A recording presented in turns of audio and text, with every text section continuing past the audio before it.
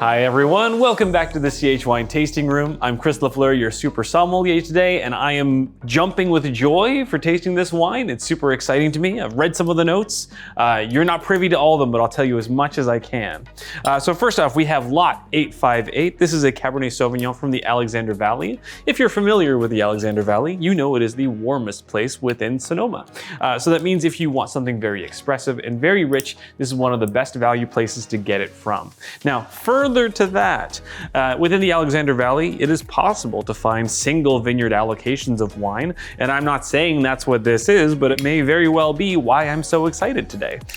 For the same wine from a different label, you're probably going to pay 3, sometimes up to 4 times as much for the same value. So I think value for dollar, this is one of the best propositions on the CH Wine site right now. So definitely have a peruse and watch this video while you do it. Now, this is on gravel and sandy loam. Of course, if you know Cabernet Sauvignon, you know it hates getting its feet wet. So no clay, no thanks. Sandy loam is fine. Gravel, yes, please. The better drainage, the better fruit we get, because when a vine knows that it's gonna have not that much water, it produces better quality berries to propagate the seed. So again, another reason to be very excited about what's in my glass. Speaking of what's in my glass, huge deep ruby core here that is nearly opaque. I almost can't see through it, with great staining along the rim and some beautiful legs as we swirl it around. Let's give it a smell. Oh, it's actually very subtle on the nose. There is still great black currant and blackberry, lots of raspberry here, a little bit of red currant, but it's still starting to unwind, only just.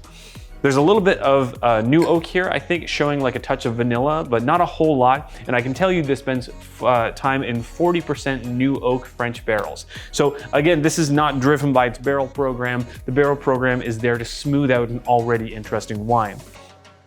Let's see how it tastes on the palate.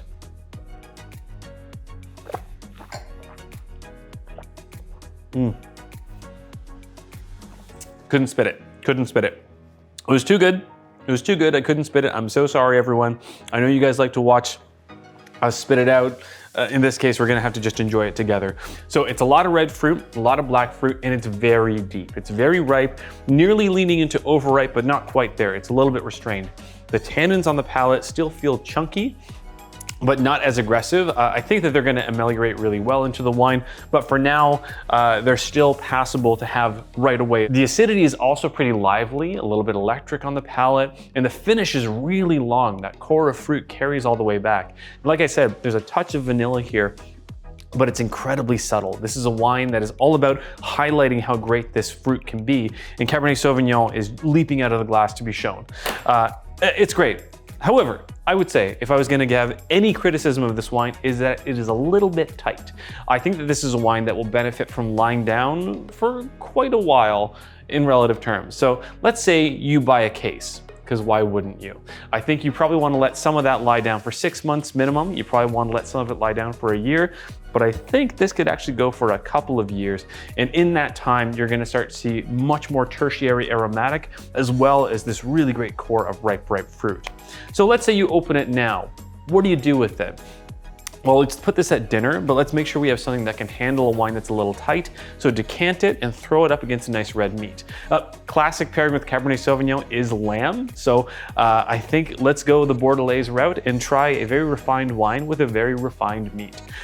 So I'm not gonna keep you from this any further. You really need to explore this wine, and I will see you at the next glass.